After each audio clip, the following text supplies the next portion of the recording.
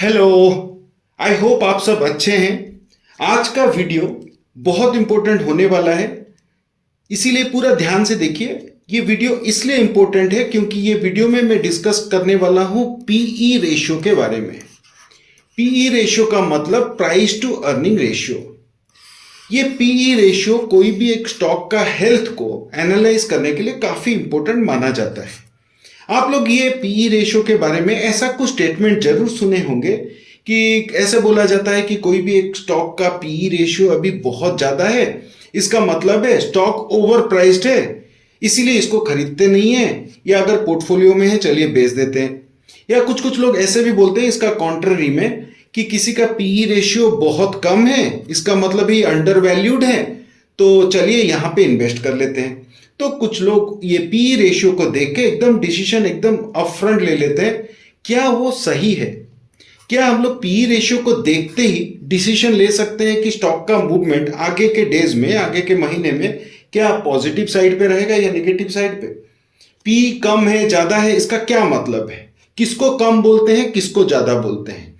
तो ये सारा पी रेशियो के रिलेटेड सारा कॉन्सेप्ट्स को मैं एकदम लेमैन लैंग्वेज में आपको ऐसे समझाऊंगा कि आपको पी रिलेटेड सब कॉन्सेप्ट आपको क्लियर हो जाएगा।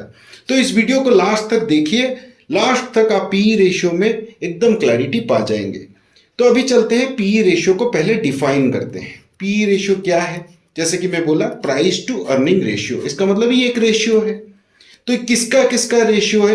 कोई भी एक स्टॉक का प्राइस और उसका ईपीएस का रेशियो को बोला जाता है पीई रेशियो। तो ये पीई रेशियो का मतलब, और एक बार ये फॉर्मूला को एक बार थोड़ा फोकस करके आप माइंड में पुट कर दीजिए, लेकिन इसका काम आगे होने वाला है नहीं। पीई रेशियो का मतलब कोई भी एक स्टॉक का प्राइस डिवाइडेड बाय ईपीएस। ये ईपीएस क्या है फिर? ईपीएस के ऊपर मैं एक लास्ट वीडियो बनाया हूं, अर्निंग पर शेयर। ये ईपीएस का इंपॉर्टेंस क्या है, ईपीएस को देख के हम क्या क्या डिसीजन ले सकते हैं, इसके बारे में मैं पूरा डिटेल वो वीडियो में बताया हूं। लास्ट वीडियो जरूर जाके देखिए, उसमें आपको ईपीएस रिलेटेड कॉन्सेप्ट पूरा क्लियर हो जाएगा। लेकिन अभी चलते हैं यही पीई रेशियो पे फोकस करते हैं। तो PE ratio price divided by EPS, इसका मतलब है पीई रेशियो कहीं ना कहीं स्टॉक का प्राइस के ऊपर और स्टॉक का ईपीएस के ऊपर डिपेंडेंट है। एक एग्जाम्पल ले लेते हैं। सपोज कोई एक स्टॉक का प्राइस है 1,000 रुपए, तो 1,000 हम लोग डिवाइड करेंगे और मान लेते हैं उसका ईपीएस सपोज है 50। तो 1000 को अगर मैं 50 के साथ डिवाइड कर दूंगा, जो नंबर आएगा वो उसी स्टॉक का पीई रेशियो होगा। लेकिन ये जो नंबर आया पीई रेशियो, ये हाई है या लो है? हाई है तो क्या मतलब है, लो है तो क्या मतलब है, वो कंक्लूड करना सबसे जरूरी है। अभी पी रेशियो देखते हैं। कोई भी आप स्टॉक को जाके उसका फंडामेंटल एनालिसिस, उसका सारा डिटेल्स जब चेक करेंगे, पी रेशियो आपको अपफ्रंट मिल जाएगा। जैसे कि यहाँ पे देखिए, ये टीसीएस का शेयर है, पी रेशियो सबसे इंपॉर्टेंट पॉइंट पूरा ऊपर लिखा है 32.37। उसी तरीके से विप्रो 25.47, एचसीएल 30.61, ऐसे इन्फी उसका भी अराउंड 29.31। देखिए वोडाफोन का नेगेटिव पी रेशियो -1.64, ऐसे भारतीय एयरटेल 77.85। तो अलग अलग स्टॉक का अलग अलग पी रेशियो और सबसे इंपॉर्टेंट सबसे पहले आपको दिखेगा।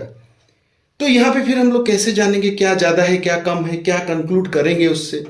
तो अभी मैं आपको बताता हूं। सबसे पहले आप पी रेशियो को देखिए, लेकिन वो ज्यादा है कम है वो जजमेंट लेने से पहले उस सेक्टर का, ये सेक्टर में लिख दिया, मतलब वो फील्ड का, वो जो जिस फील्ड में है, जैसे कि अभी आईटी स्टॉक्स, आईटी सेक्टर का सारा स्टॉक्स का एक रेंज में पीई रेशियो है। आप कम या ज्यादा बोलते वक्त उस सेक्टर में सारे स्टॉक्स को देखिएगा, मतलब at a time one sector, एक सेक्टर का स्टॉक को एक ही साथ देखिएगा। मतलब ऐसा नहीं कि आप आईटी स्टॉक को लेके आप एफएमसीजी में कंपेयर कर दिए, आईटी को लेके बैंक के साथ कंपेयर कर दिए, ये गलत हो जाएगा। तो जब आप पीई को कंपेयर करेंगे एक ही सेक्टर में रहिएगा। जैसे कि मैं अभी देख रहा हूं, अभी आईटी स्टॉक्स चार को मैं अभी दिखाऊंगा। अभी टीसीएस 32.37, विप्रो है 25, एचसीएल है 30.61, इन्फी है 29.31। तो ये चारों एक ही सेक्टर के हैं। एक ही सेक्टर को एक साथ में कंपेयर करके ये बता सकता हूं कि ये फील्ड में, ये सेक्टर में विप्रो का पीई रेशियो कम है। तो ये अगर कम है और फिर ज्यादा कौन है, टीसीएस 32, विप्रो 25, एचसीएल 30 और इन्फी हो गया 29। तो टीसीएस ज्यादा है और विप्रो सबसे कम है 25.47। आप ऐसे बाकी आईटी स्टॉक सब एक साथ भी देख सकते हैं, उसमें कम ज्यादा जो है आप उसको देख लिए तो आप कंक्लूड कर पाएंगे कि विप्रो आईटी सेक्टर में जो पीई है उसका एक कम रेंज में ये जा रहा है। तो ये कम है तो इसका मतलब क्या, अभी ये समझेंगे। अभी आप एक गलती ना करिएगा कि टीसीएस 32.37 इसको लेके आप कंपेयर कर दिए भारतीय एयरटेल के साथ, भारती 77.85 आप कंपेयर कर दिए टीसीएस को भारती के साथ, क्योंकि भारती तो टेलीकम्युनिकेशन रेंज पे, तो टेलीकम्युनिकेशन सेक्टर से ये दोनों को कंपेयर कर देंगे तो एक फंडामेंटल एरर हो जाएगा, क्योंकि सेक्टर वाइज थोड़ा डिपेंडेंसी रहता है पीई रेशियो का। तो आप सेक्टर वाइज जब कंपेयर कर लिए कोई भी पीई रेशियो का, तो आपको पता चला कि एक स्टॉक का पीई रेशियो हाई है या लो है, क्योंकि हाई लो का भी तो डेफिनेशन होना चाहिए। किसको बोलेंगे हाई, कुछ लोग ऐसे बोलते हैं 20 के ऊपर है मतलब हाई, 20 के नीचे है मतलब लो, वो गलत है। सेक्टर वाइज सारे स्टॉक्स को आप देखेंगे, उसी रेंज में एक पता चलेगा कि ये स्टॉक का सबसे कम है, ये स्टॉक का सबसे ज्यादा है। जो सबसे कम है उसको मैं लो पीई रेशियो मानूंगा और जो हाई है उसको हाई पीई रेशियो मानूंगा। ये इन जनरल आपको एक आइडिया मिल जाएगा उसमें। तब ये हाई होने के बाद या लो होने के बाद क्या कंक्लूड हम कर सकते हैं, अभी मैं आपको समझा रहा हूं। अगर हाई पीई रेशियो है तो उसमें क्या कंक्लूजन आता है, अगर पीई रेशियो हाई है इसका मतलब ये हो सकता है कि ये ओवर प्राइस्ड है।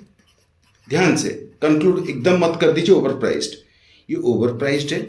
और ठीक है, और बोल रहा हूं, ओवर प्राइस्ड भी हो सकता है और इन्वेस्टर लोगों का कॉन्फिडेंस इसमें बहुत ज्यादा है। इन्वेस्टर कॉन्फिडेंस मतलब इन्वेस्टर सब ये सोच रहे हैं कि इसका हाई पीई है मतलब इसका ग्रोथ अभी बहुत आने वाला है, फुल डिमांड में है, चलो इसमें और इन्वेस्ट करते हैं, ये एक सोच है और इसीलिए ये ओवर प्राइस्ड भी है।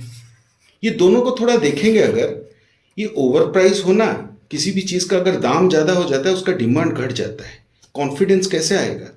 लेकिन ये ओवर प्राइस्ड भी है और इन्वेस्टर का कॉन्फिडेंस भी इस पे, तो ये थोड़ा कॉन्ट्राडिक्टिंग नहीं हो रहा है। पीई रेशियो ऐसा थोड़ा कॉन्ट्राडिक्टिंग रेशियो ही है। इससे फिर कैसे कंक्लूड हम करेंगे, मैं नेक्स्ट स्टेप में जा रहा हूं। वैसे अभी बता दूं लो पीई का मतलब क्या है। लो पीई भी ऐसे, इसका थोड़ा ऑपोजिट, ये ओवर प्राइस है। लो पीई रेशियो का मतलब है ये अंडर वैल्यूड है, ठीक है, मतलब उसका दाम जितना होना चाहिए उससे कम है और इन्वेस्टर का कॉन्फिडेंस लो है। मतलब इन्वेस्टर ऐसे सोच रहे हैं कि इसका थोड़ा ग्रोथ पता नहीं आगे क्या होगा, कंपनी में थोड़ा बिजनेस मॉडल में प्रॉब्लम है या फिर कुछ उसका प्रॉफिट ठीक से हो नहीं पा रहा है, कंपनी में कुछ इश्यूज हैं, ये भी हो सकता है, इसीलिए अंडर वैल्यूड है। ठीक है, तो अभी हम लोग समझेंगे, ये तो समझ में आ गया पी हाई किसको बोलेंगे, लो कैसे किसको बोलेंगे, और उसके बाद इसका एनालिसिस कैसे करेंगे, ओवर प्राइस्ड है और लेकिन आप डिसीजन कैसे लेंगे। अब मैं आपको बताता हूं, इन्वेस्टर या कोई स्टॉक में कोई भी इन्वेस्ट करने से पहले एक्चुअली स्टॉक मार्केट में दो कैटेगरी के लोग होते हैं। आप कौन से कैटेगरी में आते हैं वो अपने आप को आप पूछिए। एक होते हैं रिस्की इन्वेस्टर और एक होते हैं वैल्यू इन्वेस्टर। रिस्की इन्वेस्टर का क्या मतलब है, रिस्की इन्वेस्टर वो होते हैं जिनके पास बहुत कैपिटल होता है, वो लोग रिस्क ले सकते हैं। ठीक है, इनके पास बहुत कैपिटल है, वो लोग रिस्क ले सकते हैं। अगर स्टॉक गिरा तो वो लोग वहां पे फिर एवरेज भी कर सकते हैं। Risky investor. आप क्या रिस्की इन्वेस्टर हैं या नहीं, आप जानते हैं। अभी वैल्यू इन्वेस्टर क्या है, वैल्यू इन्वेस्टर थोड़ा सा केयरफुल रहता है, उसी स्टॉक्स में वो इन्वेस्ट करते हैं जहां पे लॉन्ग टर्म, मतलब ज्यादा रिस्क को लेंगे नहीं लेकिन लॉन्ग टर्म ग्रोथ के लिए वो लोग सोचते हैं, इनको बोलते हैं वैल्यू इन्वेस्टर। तो आप किस साइड पे हैं, अगर आप रिस्की इन्वेस्टर हैं, आपके पास बहुत कैपिटल है, तो हाई पीई रेशियो में आप जा सकते हैं।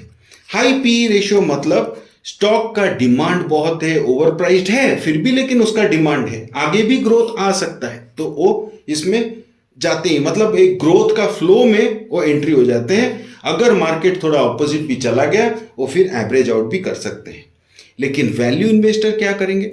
वैल्यू इन्वेस्टर ये सोचेंगे नहीं, कंपनी में अगर खराब टाइम चल रहा है, कॉन्फिडेंस कम है, उसी टाइम पे वो लोग लो पीई स्टॉक में अच्छे से वो लोग एंट्री करते हैं, क्योंकि अंडर वैल्यूड स्टॉक को वो लोग चूज करेंगे और लॉन्ग टर्म में कंपनी का ग्रोथ के साथ वो लोग आगे बढ़ेंगे, रिस्क कम लेंगे। अब पीई रेशियो के साथ डायरेक्टली जाना ये तो एक स्टाइल है, लेकिन उससे बेहतर स्टाइल है आपका ऑब्जेक्टिव क्या है वो जानना। क्या आप रिस्की इन्वेस्टर हैं या वैल्यू इन्वेस्टर हैं? अगर आप वैल्यू इन्वेस्टर हैं तो आप लो पीई पे जा सकते हैं, अगर आप रिस्की इन्वेस्टर हैं हाई पीई में जा सकते हैं। ये एक जेनरिक रूल है।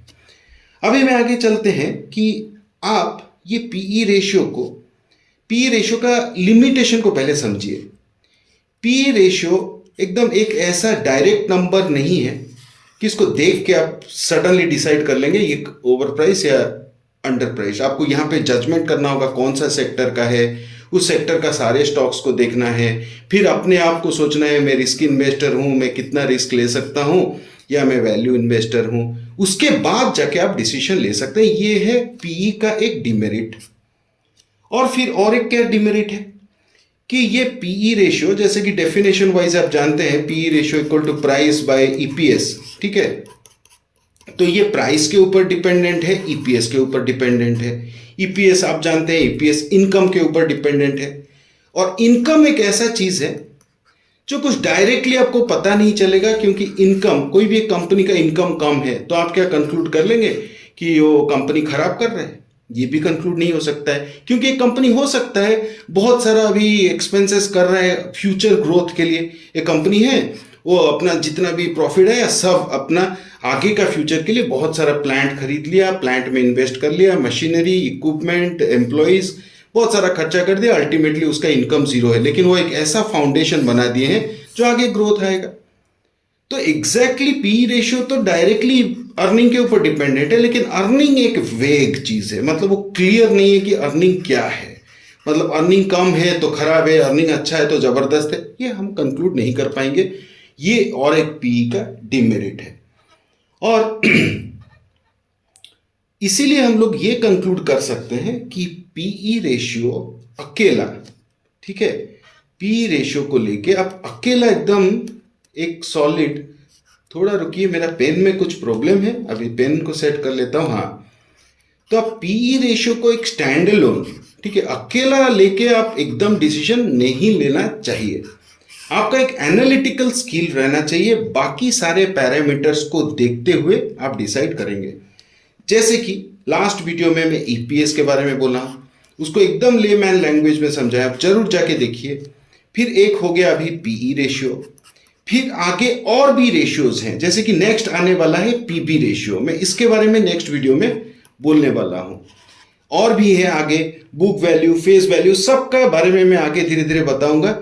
तो आप इसीलिए मेरे साथ जुड़े रहिए, ठीक है? आप मेरे चैनल को सब्सक्राइब करिए, हमारे कम्युनिटी बनाते हैं और इसमें हम लोग आगे ये सारे स्टॉक रिलेटेड नॉलेज को एक साथ शेयर करेंगे। आप कमेंट पे बोलिए आपको एग्जैक्टली और क्या जानना है, कमेंट करिए, मुझे बताइए कि आप मुझे बोलिए, मुझे इसके ऊपर डाउट क्लियर करिए, मैं आपका कमेंट को पढ़ के उसके ऊपर भी वीडियो बनाऊंगा।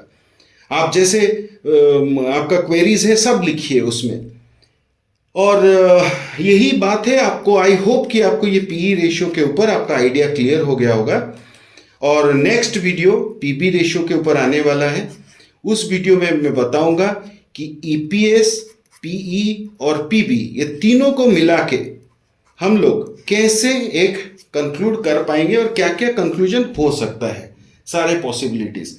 आई होप मैं आपको ये वीडियो में समझा पाया हूं एग्जैक्टली पीई रेशियो से आप क्या क्या कंक्लूजन कर पाएंगे, उसका डिमेरिट्स क्या है एग्जैक्टली। और ये भी आप देखेंगे कि वोडाफोन का नेगेटिव पीई रेशियो है। ये नेगेटिव पीई रेशियो इसलिए है क्योंकि इसका अर्निंग, ये लॉस रिपोर्ट कर रहा है लास्ट 5 क्वार्टर से, इसीलिए इसका पीई नेगेटिव हो गया है। तो इस सेक्टर में इसका पीई रेशियो ज़्यादा है, लेकिन भारती एयरटेल ऊपर है। ये सब चीज़ हम लोग एक ओवरऑल डिस्कस किया। आई होप आपको वीडियो से थोड़ा बहुत आइडिया हो गया होगा। कुछ भी क्वेश्चन डाउट है आप जरूर लिखिए। आगे के वीडियो में फिर मिलेंगे। सी यू, बाय बाय।